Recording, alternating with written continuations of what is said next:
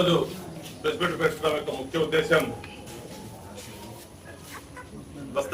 పెద్ద దస్తగిరి మర్డర్ గురించి నాకు కండిషన్ బెయిల్లో రావడం జరిగింది. నా యొక్క వాదనను ప్రజాస్వామ్యబద్ధంగా వినిపించుకోవడంలో నా హక్కును మీ ద్వారా ప్రజలకు తెలియజేసుకుంటూ ఉన్నా.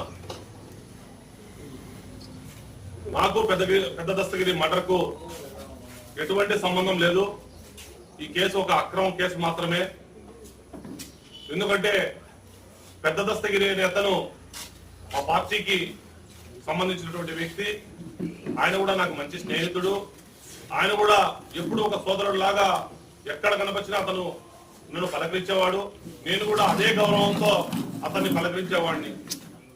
నాకు అతనికి ఎటువంటి మనస్పర్ధలు కానీ ఎటువంటి లావాదేవీలు కానీ ఎప్పుడు కూడా లేవు. ఎప్పుడు కూడా మేమంతా కూడా పార్టీ ఆఫీస్ లో కలిసిమెలిసి ఉండేవాళ్ళం. ఇది ఒక అనుకోకుండా జరిగినటువంటి ఒక దుర్ఘటన. ఎందుకంటే ఒక మంచి మిత్రుడిని మేము కూడా కోల్పోయినాం.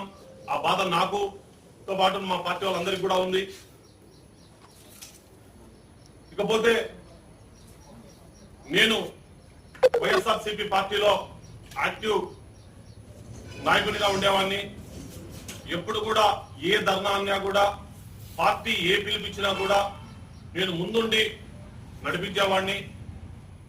ఆ సందర్భాల్లో సమైక్యాంధ్ర ఉద్యమంలో కావచ్చు, విద్యుత్ ధర్నాలో కావచ్చు, మరి పార్టీ పిలిపించినటువంటి అన్ని నిరసన కార్యక్రమాల్లో కూడా నేను చురుగ్గా పాల్గొన్నప్పుడు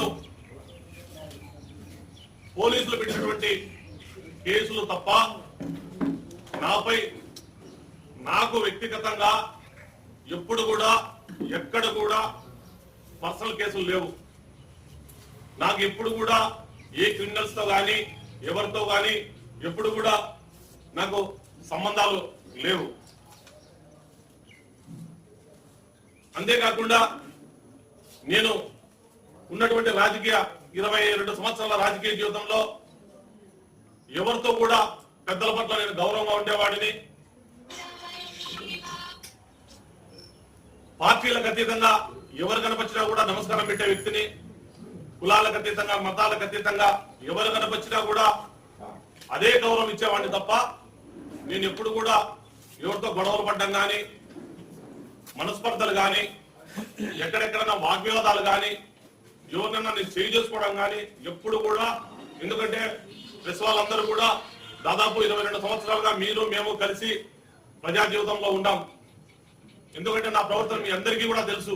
నేను ఎప్పుడు కూడా అటువంటి క్యారెక్టర్ నాది కాదని మరి కూడా కుండలు బద్దలు కొట్టి చెప్తా ఉన్నా. ఎందుకంటే సంబంధం లేకుండా ఒక మనిషి పైన ఆరోపణలు వచ్చినప్పుడు ఎంత బాధపడతారనేది సగటు మనిషిగా మీ అందరికి కూడా తెలుసు. కాబట్టి ఆ బాధ, ఆవేదన ఈ రోజు మీ ద్వారా సమాజానికి నేను చెప్పుకోవాలి కాబట్టి తిరిగి నేను చెప్పుకుంటా ఉంటా. ఎందుకంటే చెప్పుకోవాల్సినటువంటి అవసరం, సందర్భం నాకు ఎప్పుడు రాలేదు. ఈ రోజు నా పైన ఒక అక్రమమైనటువంటి కేసు వచ్చింది కాబట్టి ఖచ్చితంగా నేను చెప్పుకోవాల్సినటువంటి అవసరం, సందర్భం వచ్చింది కాబట్టి మీతో పాల్పంచుకుంటూ ఉన్నా. అంతేకాకుండా ఏ స్టేషన్ లో కానీ పోలీస్ అధికారులతో నాకు సత్సంబంధాలు ఉండేది. నేను ఎప్పుడు కూడా ఎవరి పట్ల దురుసుగా ప్రవర్తించేవాడిని కాదు. ఒక పోలీసులే కాదు, ఏ అధికారులతో కూడా ఒక మంచి కింద స్థాయి కానీ పై స్థాయి అధికారులతో ఒక రాష్ట్ర స్థాయిలో ఒక మంచి సంబంధాలు పెట్టుకున్నటువంటి వ్యక్తిని నేను.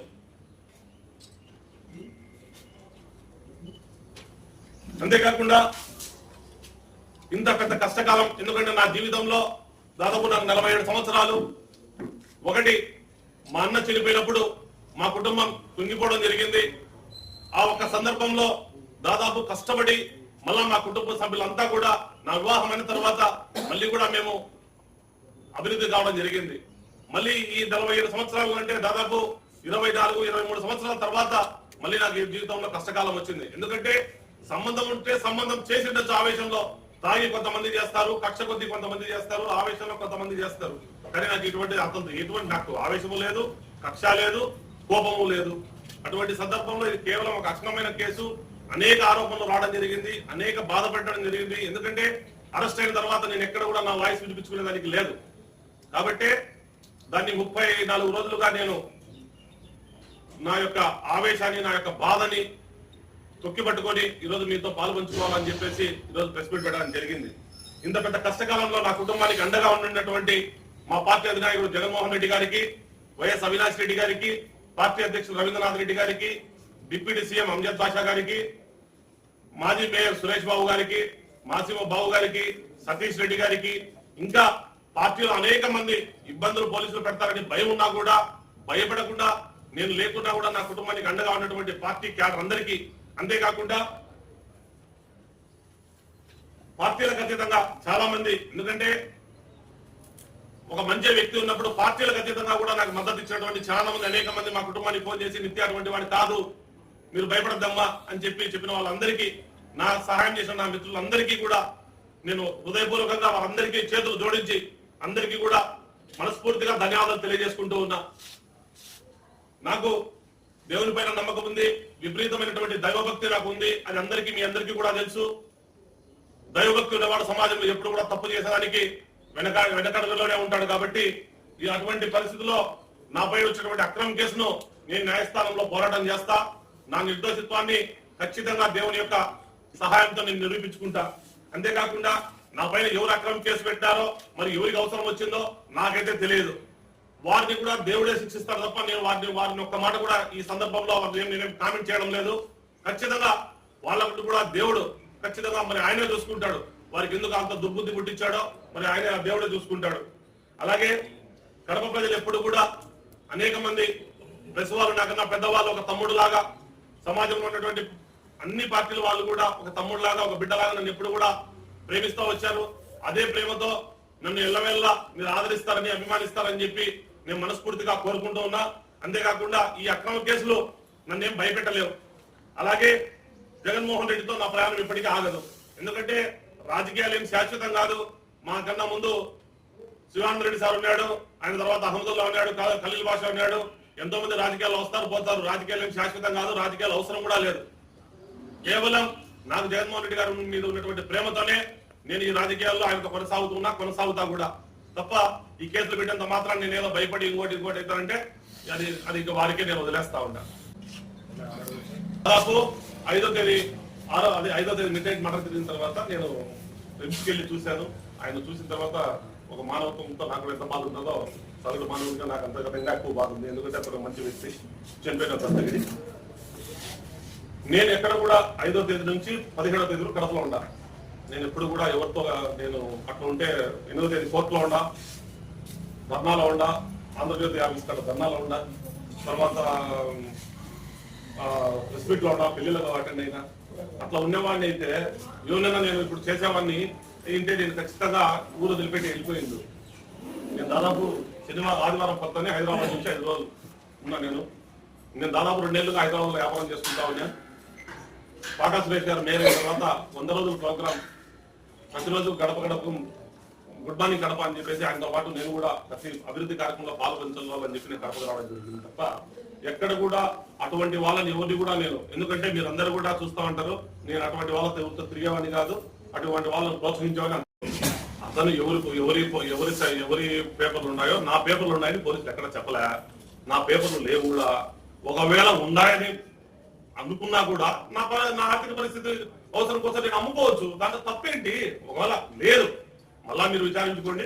నా డాక్యుమెంట్లు కానీ ఆయన దగ్గర నేను ఆయనతో వ్యాపారం చేయలేదని నేను క్లియర్ గా ఫస్ట్ పాయింట్ లో చెప్పా. మీకు మళ్ళా చెప్తాను, నేను ఎక్కడ కూడా ఆయనతో వ్యాపారం చేయలేదు, నాకు లావాదేవీలు లేవు. నాకు ఆయనకు ఎందుకంటే పార్టీ ఆఫీస్ లో నిత్యం ఆయన మార్నింగ్ ఉంటాడు, నా గుడ్ మార్నింగ్ అంటాడు, నేను గుడ్ మార్నింగ్ అంటా. లోపల టీ తాగుతాం అంటే టీ తాగుతాం అంటే టిఫిన్ చేస్తామంటే లేదా తిన్నా అంటాడు. అంతవరకే తప్ప నాకు అతనికి వ్యాపారం ఉంటే ఉంటుంది. ఏమి ఉంటే ఏమి నేను భయపడాల్సిన పని ఏంటి? వ్యాపారం ఉంటే చెప్తా కరెక్ట్ అయినా నాకు ఆయనకి వ్యాపార లావాదేవీలు ఉన్నాయి. ఏం నేను వ్యాపారం చేయకూడదా? నేనేమి కడప వాసిని కాదా? కాబట్టి దయచేసి డీవియేషన్ కాకుండా ఒక పెద్ద మనసుతో మీరు మేము అంతా కలిసి 20 సంవత్సరాలుగా కలిసి పెరిగినాం ఈ కడపలో. నేను మళ్ళా కూడా ఎందుకు రిక్వెస్ట్ చేస్తానంటే నేను ఏ రోజు కూడా మేము పేపర్లో నాకు ఇది కావాలన్నా చేయండి అన్న నేను ఏ రోజు కూడా ఎప్పుడు కూడా బాధపడింది లేదు, రిక్వెస్ట్ చేసింది కూడా లేదు.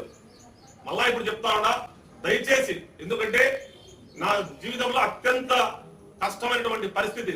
ఎందుకంటే చేసింటే నేను కూడా చేసా, ఇప్పుడు ధర్నాలో పాల్గొన్నా, నా పేరు వచ్చింది, నేనేం భయపడలేదే. చెయ్యని హత్యకు నేను ఎందుకు పడాలా మాట? నాకు ఇద్దరు ఆడపిల్లలు, నాకేమవసరం ఉంది? నేను కష్టపడి నాకు దేవుడు ఒక మంచి స్థితి ఇచ్చినాడు, ఒక పర్సనాలిటీ ఇచ్చినాడు, దేవుడు ఒక అందరికీ ఉన్నటువంటి ఒక పదవి నాకు ఇచ్చినాడు. నేను మరి కష్టపడి సంపాదించుకోవాలి. కానీ ఎవరిని హత్య చేస్తే నేరస్తుంది సార్. నేను ఏ విధంగా సంపాదించుకుంటా? జైలు పోతే సంపాదించుకుంటారా? కడపలో అటువంటి ఏమైనా చెల్లుతాయా? కడప నగరం ఏమైనా జరుగుతాయా?